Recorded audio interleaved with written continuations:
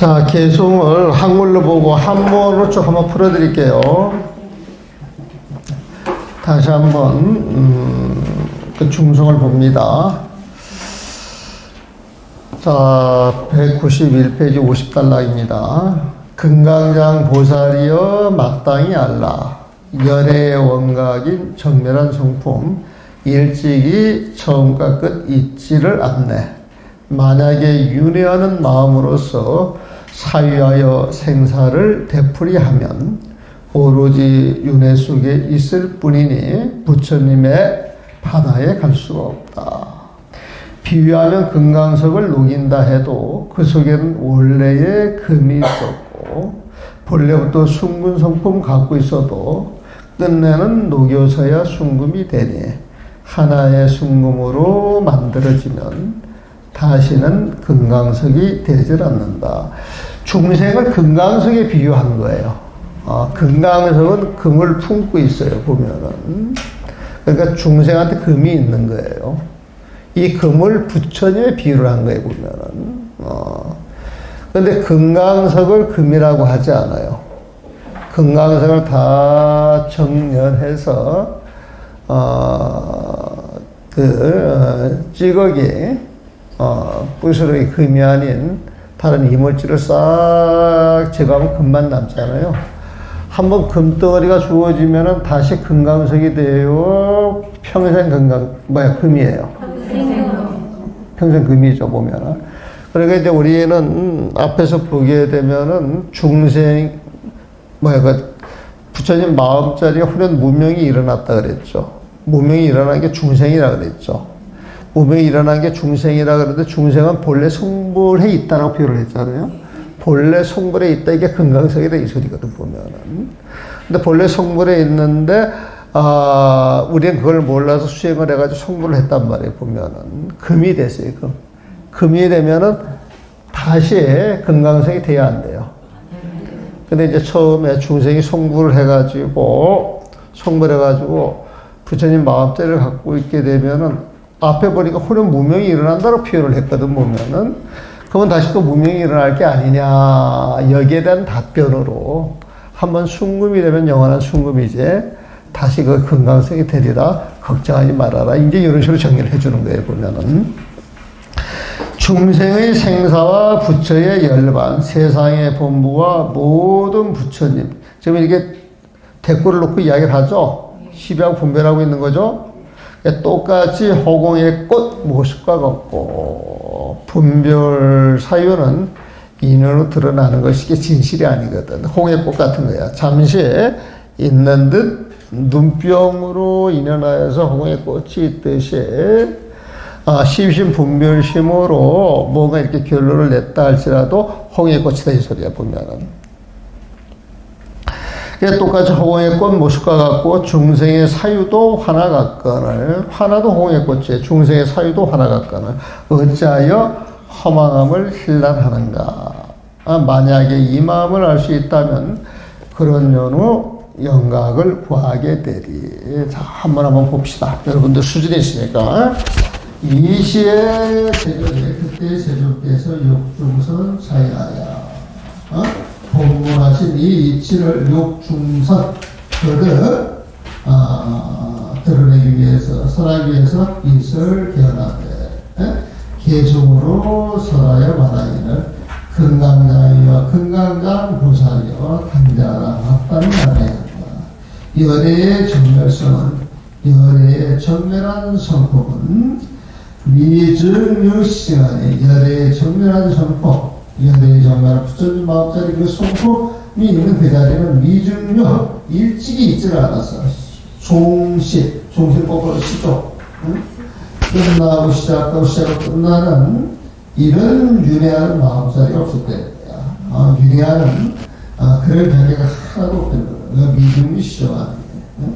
처음과 시작으로 나누어지는 그 갈라치가 조금 있지는 아니에요. 불생이 불멸이니 야이 윤회심으로 갈라치는 마음, 시비하는 마음, 분별하는 마음, 그 윤회심으로서 사유 뭘까 사유 즉 선복이야. 계속 사유하고 그 사유가 선복이 왔다 갔다 하는 거예요. 사유가 또 사유를 만들어 사유가 또 사유를 만들어 왔다 갔다 해보면 사유 천복이면 단지 윤회제로 그렇게 사유는 다만 지윤회제야. 계속 윤회하는 그 자리를 놓을 뿐이지. 응? 그 자리를 계속 놓을 뿐이에 보면 불능이 되구나. 윤회가 끊어서 부처님 바다에 불능이 들어갈 수 없는 것이다. 그러니까 사유하는 것, 사유하는 것 사유를 가지고 정답을 찾을 수가 없다. 계속 시비 분별 설명하면 뭔가 그럴듯하게 결론을 낼 것 같지만 사실 그 결론을 낸다. 그래서 내가 이게 앉아있는 자리에서 막 그런 데서 이제 질문이 나오게 그 원각경 1장, 2장, 3장, 4장만 제대로 이해하면 지금 여기에서 하는 이야기를 전부 해결이 된다. 어?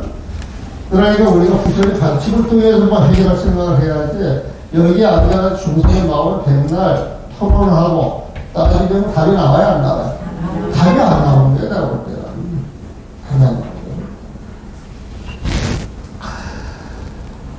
그래서 이 스님들, 불자들 공부를 해야 된다, 이 소리야. 보면, 비여서 건강, 비와 마치 건강석을 이제 녹이는 거야. 녹이는 거야, 보면. 금강을 녹여서 그 미소고, 금덩어리만 남고, 비소가 녹지 않아.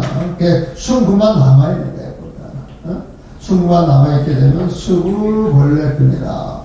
비록 이게 본래 금이었어요. 본래 금이었지만 종이 소종자. 근데 금강석을 녹여서 재련해서 정련해서야만 그 순금 덩어리가 생기는 것이니 일성 그 순금 덩어리가 하면 이루어진단 말이야. 일성징금체 진급에 순금에 그 바탕이 하면 이루어지면 불부중이 합니다. 그 순한금 덩어리는 다시금 광석이 되지 않는다. 이 금강석이 되게 유명합니다. 많이 써요. 이현 속에. 금강석 할 때 금을 푸고 돌덩어리 보면. 그냥 보면 돌덩어리 같은데 그 돌덩어리에서 이물질을 다 제거하면 그 금만 남는 거예요. 보면. 근데 우리가 중생이라고 하는 그 돌덩어리 같은데 사실 이렇게 중생이라고 하는 저 깊은 들여다보면 충분 같은 부처님 마음자리가 있어. 이 마음자리를 하려고 그러면은, 돌덩어리, 그 이물질을 하나하나 제거해야 돼. 그 하나하나 제거해 나가는 게 수행이라고 하는 거야, 수행 보면. 생사여 열반, 생사다 열반이다. 본부급 제불, 본부다 부처님이다. 생사열반 본부 부처님 시비하고 있는 거죠? 분별하고 있는 거예요. 보면 분별심 사유심이에요. 동이 호공상이고 똑같이 호공꽃의 모습이야. 호공꽃의 모습이야. 보리열반 생사열반 본부제불 갈라치기 해가지고 이야기하는 것은 전부 허공꽃의 모습 같아. 허망한 소리다 이거예요. 또 그걸 가지고 사유하면 허망한 사유가 계속 늘어날 거예요. 그 사유도 유화나를 또한 허공꽃과 같은 화나 이거를 하와 힐 허망이다. 어찌 그 허망한 것을 힐난할 것인가. 그 허망한 걸 가지고 어떤 답을 찾으려고 이전이 맞다 틀리다 이게 시비할 이유가 있겠느냐? 그럴 필요 없겠는데 보면 양능묘 자수가 만약 이 마음을 알 것 같으면 만약 이 마음의 이치를 알 것 같으면 만약 이 마음을 알 수 있다면 여러 그런 뒤에야 부원각하리라. 원각 오롯다 깨달은 부처의 마음자리를 구하게 됩니다. 양능묘 자수 마음의 그 진실을 알고 나서 원각을 찾게 된다. 그래서 원각을 하게 됩니다. 허망한 마음을 힐난할 게 아니고 허망한 마음을 내려놔야 된다는 거예요. 쉬어야 되는 거예요. 윤회하는 마음을 내려놔야 된다는 거예요. 그래서 192페이지 원래는 이 글을 볼 때에 우리는 그 짧은 시간 속에서 원각점을 다 소화하려고 이제 하다 보니까 이제 원문 내용만 갖고 오는데 참으심의 주가 대단히 훌륭합니다. 비유도 많이 들고, 그리고 한번 보는 법도 일러주고, 그리고 여러 가지로 비유를 갖다가 5가지를 잘 이해할 수 있도록 하는데, 사실 5가지를 제대로 공부하려고 이걸 하나 씹어가면서 하고 싶은 수까지 보면 더 좋다. 그래서 이제 간단히 수도 한번 하는데 봅시다. 도는 본래 무념인데 그랬죠? 그러니까 도는 부처님 삼이라고 그랬어요. 부처님 생각이 많아요? 없어요? 없어요. 생각이 없어요. 중생의 생각이 없는 그걸 무념이다. 이 무념이라고 하는 건 망념이 없다 이 소리야. 무념은 망념이 없다 이 소리야. 그래서 원래 무념이다. 부처님의 삶은 본래 망념이 없는 것인데, 망념으로 참된 노와 어긋났으므로 망념이다. 이것은 중생의 생깁니다. 시비하는 마음, 분별하는 마음, 생사하는 마음, 생멸하는 마음, 살가는 마음, 이런 마음. 그래서 망념으로 참된 노와 어긋났으므로 세 가지 의심이 끝내 교묘한 견해가 되었습니다. 본래 성령한테 왜 무명이 일어나? 무명이 일어나면 중생인데 왜 중생은 본래 속으로 있더라고 이야기해요. 본래 성령한테 무명이 일어나기 때문에 깨닫고 나면 또 무명이 일어날 게 아니야. 다 맞는 말이잖아요.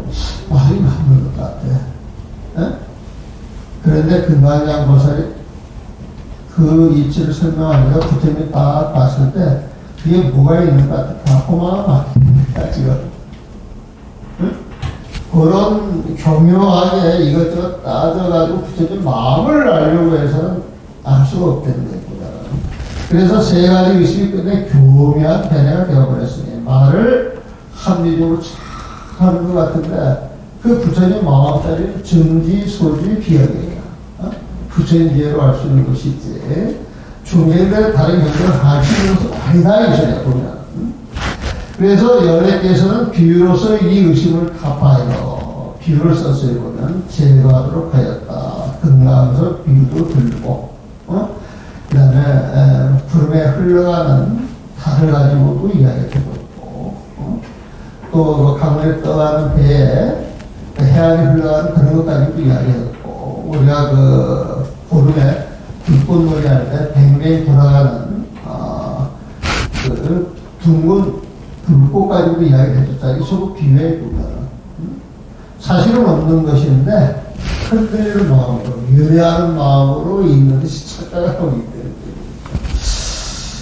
원래는 해안은 움직이지 않는 것인데 배가 흘러감으로 인해서 흘러가는 배에서 바라온 양쪽에 어른들이 이렇게 움직이는 것 같고 하늘에 달은 그대로 있는데 그 해맑은 하늘에 구름이 껴가지고 구름이 바람에 흘러가면 달이 흘러가는 것 같은 게 달은 원래 그대로 있는데 양은 그대로 있는데 그래서 유매하는 마음, 흘러가는 마음을 가지고 실제 움직이지 않는 그 자리는 할 수가 없다. 이제 이런 표현이었어요. 열애에서는 비유로서 이 의식을 타파하여 제거하도록 하였다. 망념이 참된 노와 어긋났으며 망념, 사유, 분별 그 자리는 어로도나 신행처멸에 부처님 마음대로 할 수가 없는데 참된 노와 어긋났으며 여기서 들었던 말들이 어찌 참된 노와 개합할 수 있겠는가. 망념에서 아무리 이야기하고 결론을 천년만은 답을 해봤자 답을 구할 수 없는 것이다. 착각을 아시겠죠.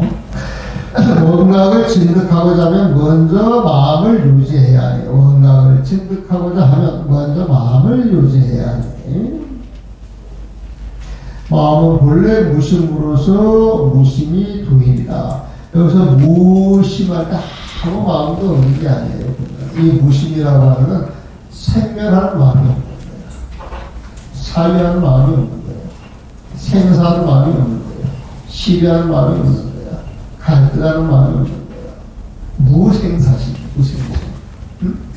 그래서 우리가 무심이라고 하는 것은 망심이 없는 거예요. 망심은 부처님 마음대로 이야기해요. 그래서 마음은 본래 무심으로, 그래서 본래 무심, 여기서 생사사의 분별하는 마음이 없는 거예요. 보면 아무 마음도 없는 게 아니고 무심으로서 이 무심이 도인이라 그랬습니다. 그러니까 무심하고 무관심은 다른 거예요. 우리가 말하는 그 무심이라고 하는 것은 내가 심히 분별하지 않지만은 부처님 마음, 청량한 마음, 깨끗한 마음을 갖고 있잖아요. 그 마음에 빛이 난다 그랬죠. 그걸 세상 시장을 비친다 그랬죠. 모든 관계를 있는 데 그대로 알아. 그냥 알 뿐이야. 알 뿐, 그 인연 속에서 그 인연 흐름에 거슬리지 않고 동화하는 거야, 동화하면서 모르고 일부러 무관심, 그 무관심 그런 내용하고는 차원이 다른 겁니다. 그래서 우리가 말하는 그 무심, 무념이라고 하는 것은 망념, 망심이 없는 겁니다. 중생심이 없는 것. 그런 식으로 전제하면 좋아. 이게 이제 뭐야, 어려에서도 여러 마음을 많이 써야 됩니다. 평상심이 동일이다 그랬단 말이에요. 평상심이 동일이다. 그럼 여러분들이 생각한 평상심이 어떤 거예요, 보면? 평상시 생각할 때 쓰는 마음을 평상심으로 생각을 많이 하다는 거예요. 근데 여러분들이 평상시 쓰는 마음은 중생심이었어요? 부처님 마음이었어요? 평상심이 동일이라 하되 평상심은 중생의 마음이겠어요? 부처님 마음이었어요? 부처님 마음이었어요. 이 평상심이 무심이고 무념이고 무생이잖아. 무생입니다. 그래서 뭘 앞뒤 문장을 이렇게 딱 봐가지고 똑같은 언어를 쓰는데 평상심이 둘이라 이 부처님 삼이라고 했잖아요. 이 평상심이라고 평상시에 쓰는 마음이거든요. 이럴 때 평상심이 무슨 무념하고 똑같은 거예요. 그러니까 우리가 말하는 평상심이 아니고 무심이 도인이라 이 뜻에서 마찬가지로 이 무심이라고 하는 건 중생의 불안심하고 다른 거예요. 아무 생각도 안 하는 건 다른 거예요. 세멸하는 마음, 시비하는 마음, 분별하는 마음, 내 생각, 에고가 들어가 있지 않은 마음, 그게 무심이야. 공심을 이야기해, 공심. 그래서 그렇게 정리해가지고 이 계속해서 질문할 게 있습니까?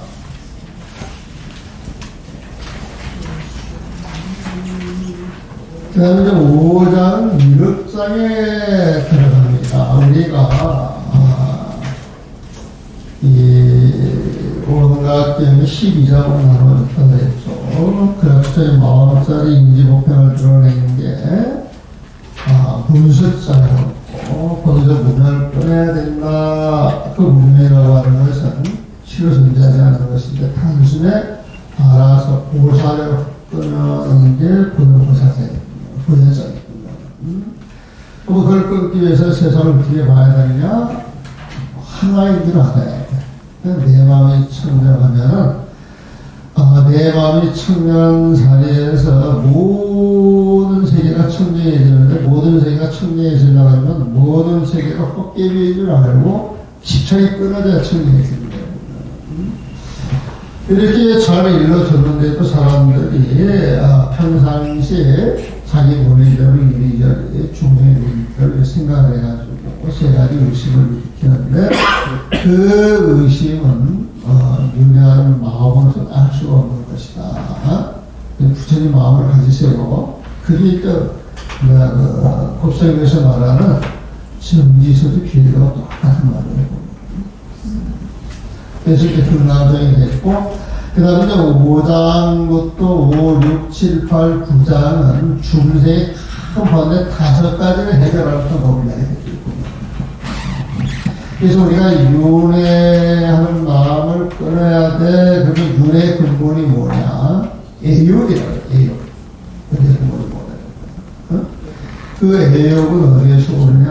어리석음에서 온다는 거예요. 그래가지고, 그 어리석음이 또 해결이 안 되면 또 썽을 내잖아요. 썽을 내잖아요. 그러면서 이제 우리가 그걸 통해가지고, 우리가 이제 그걸 통해가지고, 수행을 이렇게 하려고 할 때, 한 길로 쭉 가는 사람도 있지만, 대체적으로, 길이 얇아가지고 예를 쏠려 다니는 사람들이 굉장히 많아요. 근데 그런 사람들을 위해서 분별력을 또 줘요. 그렇게 또 도거라 그래가지고, 뭔가 판단을 잘하지 못해서 언뜻 이런저런 생각을 끊어주기 위해서 또 변론고사 이렇게 등장해요. 그래서 이제 여기에서는 그 번뇌 5가지를 그 5가지 번뇌가 수행의 눈을 가린다 그래가지고 5개라 가리게 적어서 보면은 그 5가지를 하나하나 해결하는데 그 번뇌와 연결되는 명을 가진 그 보살님들이 등장을 해가지고 질문을 하나씩 해주고 그래서 여기서부터는 조금 여태까지 해왔던 공부를 이제 계속 해나가면서 계속 거듭거듭 중국이겠지만 이제 그때까지 튀어나와가지고 중생들 우리가 잘 알 수 있는 독한의 덩어리 있잖아요. 이걸 하나하나씩 떼는 작업에 들어갈 겁니다. 그게 이제 미륵 자체가 되고